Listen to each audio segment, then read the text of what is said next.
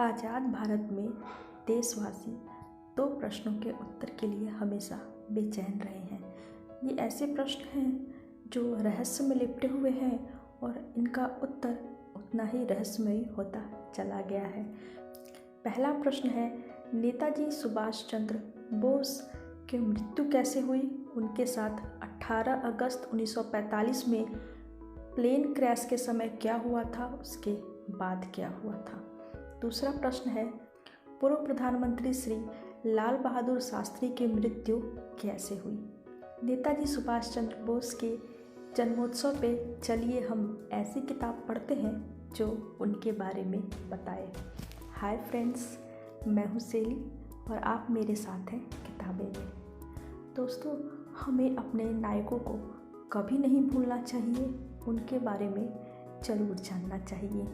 हाल फिलहाल में प्रधानमंत्री ने नेताजी सुभाष चंद्र बोस के जन्म दिवस यानी कि 23 जनवरी को पराक्रम दिवस के रूप में मनाने का निर्णय लिया है। चलिए हम भी किताबों के माध्यम से नेताजी सुभाष चंद्र बोस को जानते हैं। आज की किताब है सुभाष बोस की अज्ञात यात्रा। लेखक हैं पत्रकार संजय श्रीवास्तव। किताब संवाद प्रकाशन मेरठ से प्रकाशित है और मेरी नज़र में यह किताब काफ़ी महत्वपूर्ण है अगर हम सुभाष चंद्र बोस के बारे में जानना चाहते हैं। इस किताब में क्या है यह जानने से पहले कुछ बातों को जानते हैं, तभी इस किताब को पढ़ने का मज़ा आएगा। नेताजी सुभाष चंद्र बोस आज़ादी के शीर्ष नायकों में से एक थे। वे इस बात में यकीन करते थे कि भारत को आज़ाद दिलाने के लिए सशस्त्र क्रांति की आवश्यकता होगी और उन्होंने इसके लिए बाकायदा आज़ाद हिंद फौज के नाम से एक बड़ी सेना तैयार की थी। इस सेना ने अंग्रेज़ों से सीधे सीधे टक्कर ली थी, युद्ध किया था। उन्होंने आज़ाद भारत के पहले मंत्रिमंडल का गठन किया था, इसके लिए शपथ लिया था और इसे विश्व के कई देशों ने मान्यता भी दी थी। द्वितीय विश्व युद्ध में जापान की हार के बाद नेताजी के लिए यह जरूरी था कि वे कुछ अन्य विकल्प ढूंढे। आज़ाद हिंद फौज को खड़ा करने में जापान का बहुत बड़ा योगदान था।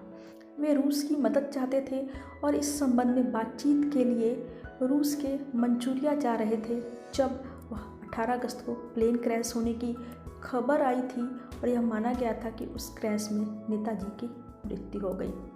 संजय अपनी किताब में नेताजी के बारे में लिखते हैं, पर वे इन बातों की ओर विशेष रूप से ध्यान देते हैं कि उनकी मौत के समय क्या हुआ था, उनकी मौत के बाद क्या कुछ हुआ, उनके मौत के साथ कौन कौन से रहस्य लिपटे हुए हैं, इनका निवारण कहाँ है, क्या हो सकता है। नेताजी की मौत के कुछ दिनों के बाद से देश ने यह मानने से इनकार कर दिया था कि उनकी मृत्यु उस प्लेन क्रैश में हो गई थी। लोगों को लगता था कि या तो वे जीवित हैं या कहीं और हैं, छिपे हैं या छिपाए गए हैं। देश भर में नेताजी की शक्ल से मिलते जुलते लोगों के देखे जाने की खबर लगातार आ रही थी और इस बात को बल मिल रहा था कि नेताजी की मौत उस दिन नहीं हुई थी। भारत सरकार के ऊपर बाकायदा दबाव बनाया जा रहा था कि वे इस मामले में दखल दें, इसकी जांच करें, पता लगाएं कि हमारे नेताजी कहाँ हैं, उनके साथ क्या हुआ। भारत सरकार ने बाकायदा 3 बार कमेटियां गठित की। तीनों कमेटियों ने 3 अलग अलग रिपोर्ट पेश किए।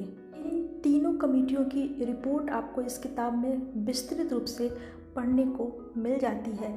जो पहली कमेटी थी उसमें नेताजी के बड़े भाई सुरेश चंद्र भी शामिल थे। उन्होंने कमेटी की रिपोर्ट को मानने से मना कर दिया था। उनका मानना था कि नेताजी की मृत्यु उस प्लेन क्रैश में नहीं हुई थी और उन्होंने बाकायदा अलग से अपनी एक रिपोर्ट बना के भारत सरकार को सौंपी थी। उस रिपोर्ट की चर्चा बहुत कम होती है और संजय जी ने अपनी किताब में उस रिपोर्ट के बारे में भी जानकारी दी है। जो तीसरी रिपोर्ट थी मुखर्जी आयोग की, उस रिपोर्ट में माना गया था कि नेताजी की मृत्यु प्लेन क्रैश में नहीं हुई थी और इसके लिए बाकायदा उस रिपोर्ट में बहुत सारे दस्तावेज दिए गए हैं। संजय भी इसी निष्कर्ष की ओर बढ़ते हैं। वे बाकायदा जापान की मेडिकल रिपोर्ट, रूस के दस्तावेज और जो तीनों आयोगों की रिपोर्ट थी उन सभी को बहुत विस्तार से इस किताब में प्रस्तुत करते हैं।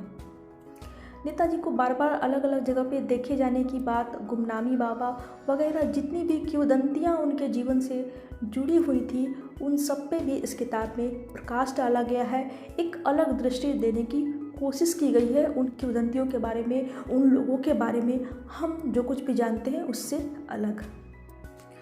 संजय अपनी किताब में बताते हैं कि नेताजी के जो परिवार के लोग हैं, उनके छोटे भाई का परिवार हो, उनके भतीजे भतीजियाँ हों वगैरह वगैरह, तो पूरा परिवार जो है वह 2 भागों में विभक्त है। एक मानता है कि उस प्लेन क्रैश में नेताजी की मृत्यु हो गई थी, दूसरा यह मानता है कि उस दिन उनकी मृत्यु नहीं हुई थी। संजय कहते हैं कि जो जापान के रेंकोजी मंदिर में अस्थियां रखी हुई हैं, जिनके बारे में यह कहा जाता है कि यह नेताजी की अस्थियां हैं, यह बहुत सिंपल है। नेताजी के परिवार के सदस्यों का डीएनए टेस्ट उन अस्थियों के साथ करा लिया जाए, तुरंत ही दूध का दूध, पानी का पानी हो जाएगा। लेकिन पता नहीं क्यों इस ओर कुछ भी नहीं किया जा रहा है। प्लेन क्रैश में नेताजी की मृत्यु के बाद के आगे की कथा वो बहुत विस्तार से लिखते हैं और अपने निष्कर्षों को तर्कों के साथ, प्रूफ के साथ, प्रमाण देते हुए प्रमाणित करने का प्रयास करते हैं। जितनी भी किंवदंतियाँ हैं, जितनी भी घटनाएं हैं, जो भी रिपोर्ट हैं, सबको बिल्कुल सिलसिलेवार ढंग से इस किताब में प्रस्तुत किया गया है। संजय लिखते हैं कि नेताजी आज़ाद हिंद फौज के अपने जो साथी थे उनसे अक्सर एक बात की चर्चा किया करते थे। वे कहते थे कि देश की आज़ादी मेरा सपना है, लेकिन मेरे मन का सुकून कुछ और भी है। मैं चाहता हूँ कि एक दिल्ली की सड़कों पे मैं अपनी सेना लेके जाऊँ, देश को आज़ाद करा लूँ और उसके बाद हिमालय पे चला जाऊं, वहाँ इस भजन में लग जाऊं। संजय इस ओर इशारा करते हैं कि संभवतः उस दिन के बाद, प्लेन क्रैश के बाद, नेताजी रूस से होते हुए वापस आके हिमालय ही चले गए हैं। वे अपने मन के सुकून वाला काम कर रहे हैं। नेताजी सुभाष चंद्र बोस भारतीय जनमानस में बिल्कुल रचे बसे हैं और इसलिए यह प्रश्न लगातार इतने सालों से उठता रहा है कि आखिर उनके साथ क्या हुआ। देश आज भी, आज की पीढ़ी हो या पुरानी, सभी यह जानना चाहते हैं कि आखिर नेताजी के साथ क्या हुआ था। आप अगर नेताजी के बारे में जानना समझना चाहते हैं तो यह किताब आपके लिए बहुत उपयोगी साबित हो सकती है। नेताजी के जीवन से जुड़ी घटनाएं, बातें इतनी विवादास्पद रही हैं, इतने लोगों की क्यूरियोसिटी रही है कि अक्सर लोग इसे सनसनी बना के पेश करते हैं, लेकिन संजय ने ऐसा कुछ भी नहीं किया है। बिल्कुल सिलसिलेवार ढंग से, आराम से, सीधी सिंपल भाषा में सारे तथ्यों को रखा है।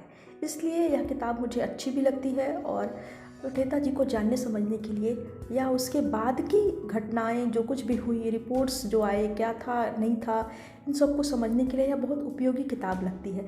तो अगर आप नेताजी को जानना चाहते हैं तो आप इस किताब को बिल्कुल पढ़ सकते हैं। Bye bye.